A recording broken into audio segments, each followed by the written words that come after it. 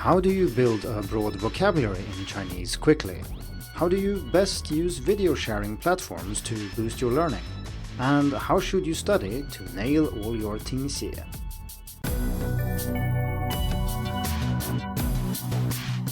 Hello and welcome to the Hacking Chinese podcast. This week's episode is another reader and listener Q&A, and I will address 3 questions, one about building vocabulary, one about using videos to learn Chinese, and one about 听写 or dictation. Before I get to the questions though, I'd like to mention that this month's challenge on Hacking Chinese is about pronunciation.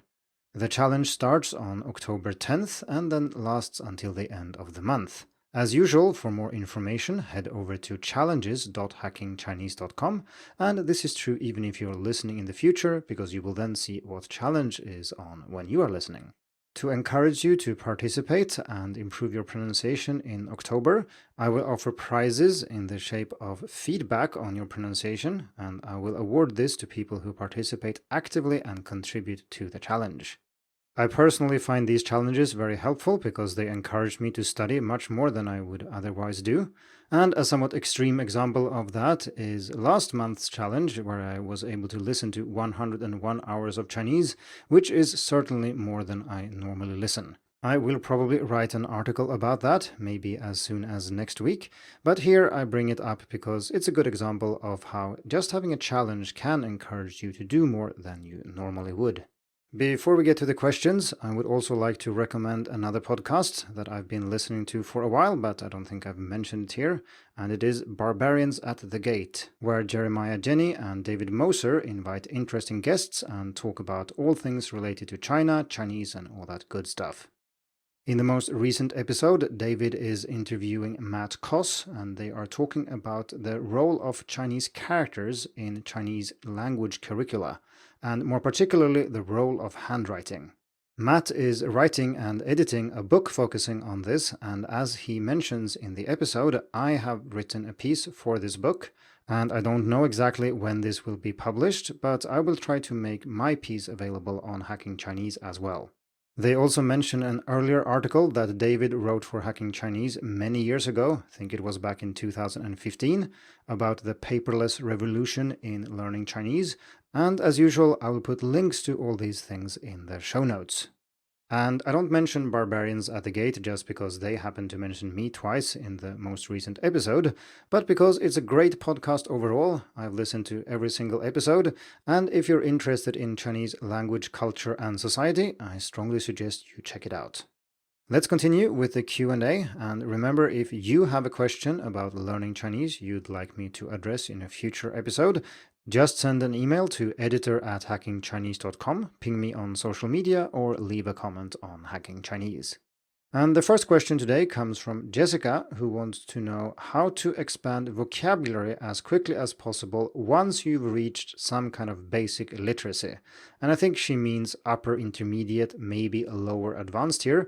We're not talking about literate as in being able to read anything in Chinese with ease, but rather that you have the basics down and you can read some things that aren't only your textbook. Her own proposal is to gather words from the text that she reads about different things and focus on nouns because they are often the most important part of a sentence and maybe also more common than other types of words. I think the best way to expand your vocabulary in Chinese is to do a lot of extensive reading. And extensive reading here means that you should read things on your level that you can deal with without using a dictionary all the time. And ideally, you should read text where you understand almost everything, but this is going to be very hard to find enough reading material to do that, but you should at least try to get as close as possible. So this means that you shouldn't read things that are difficult deliberately. You should try to focus on things you can make sense of, largely unsupported. You should also try to find reading material you find compelling and engaging, where you really want to understand what the text says in Chinese. Maybe you want to know what happens next in the story. Maybe you're really interested in what this person did or what their life is like. Or you want to learn about some subject or some event or something else. But you're interested and reading because you want to get the meaning behind the text, not because you want to learn new words, learn a grammar pattern, or anything like that. You can and should then pair this type of reading with some kind of reinforcing activity. And maybe it's flashcards to remember the most important words over time. Maybe you're discussing the texts you've read with a teacher or a friend. Maybe you're writing your thoughts about a topic after reading about it, but you're doing something with the reading. And I want to comment on the flashcard bit here. I do think that flashcards can be very valuable for learning specific things. And when it comes to the meaning of characters and words, so the basic meaning, I'm not talking about how they are used in context and all the nuanced meanings and so on. I'm just talking about the basic ability to decode words and characters in Chinese. For that, flashcards are really good. At one point, I had almost 30,000 flashcards in Anki, and almost all of these were words, and I only focused on learning to read them. And so flashcards are meant as a supplement here to the other things you're doing, which should then mainly be reading and listening. They are not meant to teach you the finer nuances of how the words are used and so on. You will get that through reading. But if you add flashcards, you stand a much better chance of remembering what these characters and words mean, and that also expands which kinds of texts you can read, and that also makes it easier to learn even more characters and words. And reviewing characters and words, if you're just after reading ability, with flashcards is very quick, so it doesn't need to take up a lot of your time. If you don't like this approach and don't want to use flashcards, you can just read more. That works as well, but as I've said before, for this to work, you need to read a lot. You cannot expect to just magically pick up words if you read 20 minutes every other day or so. Well, you will make progress, of course, but this doesn't meet anybody's definition of expanding vocabulary as quickly as possible. As for the idea to focus on nouns specifically, I don't see any reason to do so. Focus on the words that seem most important for the texts you are reading, and some of them will be nouns, others will be adverbs or verbs or conjunctions or whatever. It doesn't really matter, and we also have the added problem that defining parts of speech in Chinese can be rather tricky. So instead of trying to identify all the nouns and see which are worth learning, just focus on the most important vocabulary in general and ignore parts of speech. So to summarize, read, and then read some more. And then pair this with flashcards if you like flashcards, otherwise just read even more. Moving on to the next question, and this one is from Jeffrey, and it's about learning Chinese through videos, in this case on YouTube, but what I'm talking about here will apply to all video platforms.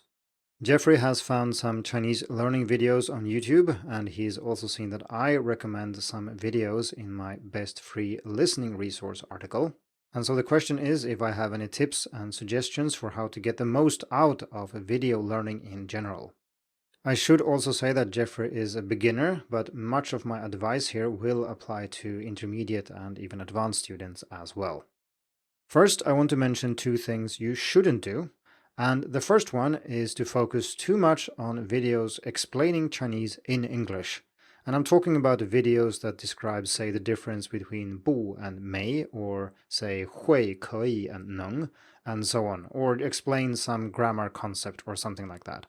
The problem with these videos, especially if they are for beginners, is that they are going to be in English, and so they don't count as listening practice, and you actually won't learn much Chinese by watching these videos. It might feel like you're learning a lot because somebody is explaining grammar or how a character works or how to say something in Chinese, but this really won't help you all that much, just as listening to this podcast will not teach you many words in Chinese. Certainly, I hope the advice that I have to offer will accelerate your learning when you are focusing on the language itself, but you actually do need to listen to Chinese, you need to read Chinese, and watching a YouTube video where somebody explains something to you in English doesn't count. And if you check the YouTube channels I recommended in the Best Free Listening Resource article, these were not channels where people explain Chinese in English. They were channels where people use only Chinese to convey maybe a story, a description about an event, or some kind of information, where they use images, body language, and so on to support your learning, but it's only in Chinese, or almost entirely in Chinese, and this is great, so do as much of that as you can, but don't get fooled into thinking that you will learn Chinese grammar by watching YouTube clips where people explain it to you. The other thing you should be a little bit careful about is watching videos much above your level. So say watching talk shows when you've studied Chinese for 2 weeks is not going to do much for your listening comprehension or for your Chinese in general. It is simply too hard, and you might not even understand more than an occasional word, and it's not worth your while. Focus on something where you can at least make out the gist. If it's content that you're really interested in and that motivates you to learn more, then sure, focus on more difficult content for a bit, but don't do this all the time. It shouldn't be the default option. Having said that, let's move on to things you should do, and I will probably write an article about this at some point, but here are a few things that I noted down when thinking about this question. The first thing is to find an entry point. And if you're new to learning Chinese, you should check out my best free Chinese listening article, where I have several recommendations for YouTube channels to check out.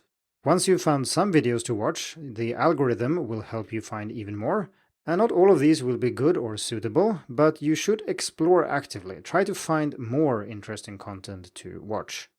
And as I described last week in the episode about listening more than once, you shouldn't maybe expect as a beginner to get everything the first time you listen. If you can, that's great, then just try to find more content like that. But it's quite unlikely, so do be prepared to listen more than once or watch more than once. One of the downsides of learning through videos is that you have to watch them. You can't just listen. Or, well, you can, but if you do, you lose the benefit of having the video. And the benefit here is that the video will support your understanding. Because even if you only know 100 words in Chinese, there are many videos you can make sense of because the creators have used body language, images, and so on to support your understanding. But if you just listen, this will be much harder. My next suggestion here will sound a bit counterintuitive, and that is to download only the audio. And there are lots of third-party apps or services that do this. You can just search for them to get only the audio from, say, YouTube. And then you don't have the video, of course, but if you're using this to review and listen to later, you probably don't need the video because you already listened to it a few times, you watched the video, and then later you can use the audio only to review. And this is beneficial because you can do this while you're cooking or while you're walking outdoors or while you're commuting or something like that. Finally, I also think it's worth to check out the features that are available on the platform that you are using, and some of these can be used to make the content more accessible. So for example, YouTube has a built-in speed dial. You can turn down the playback speed or you can increase it if it's too slow. And so play around with this setting and see what it does for you. Many video sharing services also offer transcripts or closed captions, and that allows you to use your reading ability to boost your listening ability, and you can also more easily look things up in case there's something you really don't get or you want to study it in some way. Since you're not the only one who's realized that YouTube can be great for learning languages, you should also check out plugins created for this specifically. And we have a plugin for Chrome, for example, called Language Learning with YouTube that allows you to have captions in several languages and has tons of other useful features. And if you're using a different service or a different browser, search and see what's available. I think that's enough about video sharing services for now, but as I said, I thought this question was very interesting and I will probably return to it in a future episode. That brings us to the third and the final question, which is from Allison, and it is about dictation, or 听写 in Chinese. So it's 听, listen, 写, write, and that is of course what dictation is. 听写 is a mainstay of Chinese language courses, and I have taken innumerable 听写 in my life, and most Chinese students have done so as well. Before I share the secret of how to nail every single 听写 you will ever have, I should point out that I don't think that 听写 is a great way of checking whether the students have understood what's in the chapter, or if they have prepared for the chapter in case you have the 听写 before you actually go through it. 听写 is largely about writing characters by hand, and as I've argued elsewhere, and as was the topic of the Barbarians at the Gate episode I mentioned at the introduction of this episode, handwriting isn't as important as most Chinese teachers think. You can get away with very little handwriting or even no handwriting. Naturally, you need to know characters to function in a Chinese-speaking society. You need to be able to read and type, but as any advanced learner can tell, you can perfectly well be able to type something in Chinese without being able to write it by hand. And this is not the time and place to discuss this in detail. I do that in the piece I wrote for the book that Matt is editing, and I've written about this on Hacking Chinese before, but I just want to mention that if you can get away from spending all your time on preparing how to write all the vocabulary for this week's chapter by hand, I think you should do so.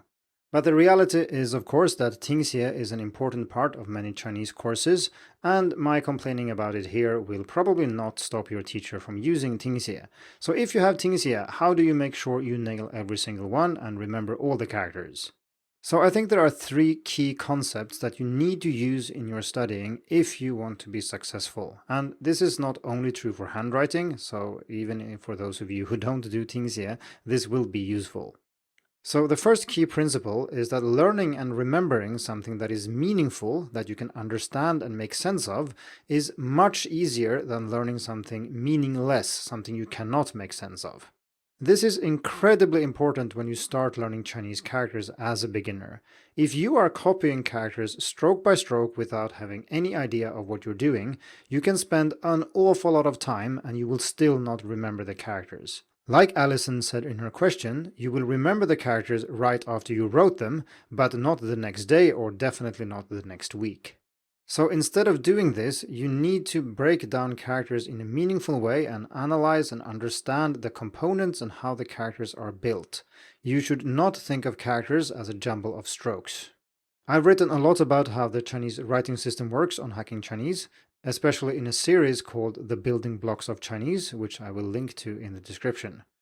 As regular listeners will know, I also work for Scritter, and I've created a character course for Scritter that I think is excellent for beginners, and you should be able to actually finish this course during your free trial, so there is no reason to not check it out, and this will make sure that your character learning is meaningful. The second key principle is depth of processing. If you process something deeply, you will remember it better than if you process it superficially. So I've watched many beginners learn Chinese characters for the first time, and what most of them do is that they look at the model character and then they write it. They look at the model character and they write it again, and they keep looking at the model and write the character over and over again. This is really, really bad if you want to remember this character later. It is pretty okay if your goal is to improve your penmanship, your ability to write neat characters, but this is typically not what we're after here. We want to be able to remember the composition of the character, what it looks like, so we can write it by hand. To do this, you need to process it more deeply. If you think about it, when you look at the model character while you are writing it, you're not even trying to remember anything, and there is no reason you would remember anything by doing that. It typically does not work. What you should do instead is to try to remember as much as you can. Look at the character, then write as much as you can remember. Maybe if you have a complex character, you can only remember one component in the character. Well, look at the character, cover it up somehow, and then write that component you remembered. Look at the model character again. Maybe you remember the rest of the character this time. Maybe you need to peek again to get the whole character. That is okay, because you are at least trying to remember how to write the character. As you gain more experience, you will be able to look at the character once thoroughly, cover it up, and then write it on your own. Like I said earlier, this becomes easier the more you understand and the more components you know. The third and final key principle is spaced repetition. This simply means that instead of lumping all your reviews together into one giant session, you spread them out over time with some spacing in between. So let's compare two hypothetical scenarios where you study a character 50 times. In the first scenario, you study them 50 times in a row. You write the character over and over 50 times, and you will probably not remember this if your Tingxie test is, say, this Friday or next week. If the test is in 5 minutes, you will probably remember the character though. In the other scenario, you spread your reviews out over time. Maybe you write it a few times first to get a feel for the character, then you wait a bit, you get to some other characters, you read a bit, you listen to something, and then you write the character again. Maybe you look at it again before you go to bed or right after waking up the following morning.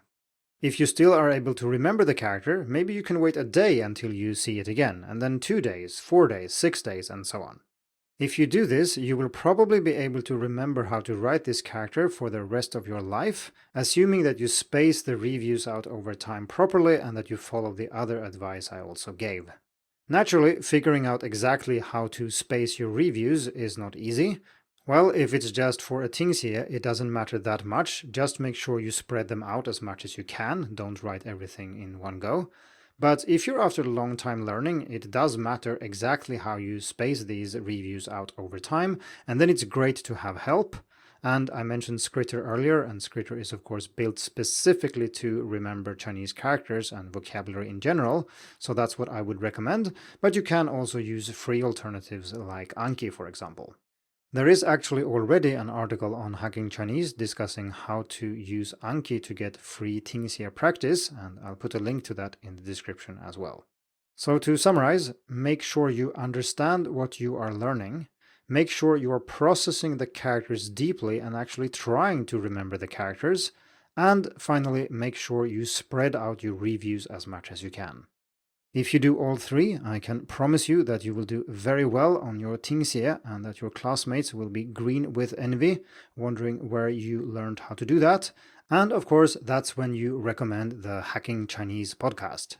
That's it for this Q&A episode. Don't forget to send me your questions if you have any, and sign up for the pronunciation challenge in October, and I'll see you next week.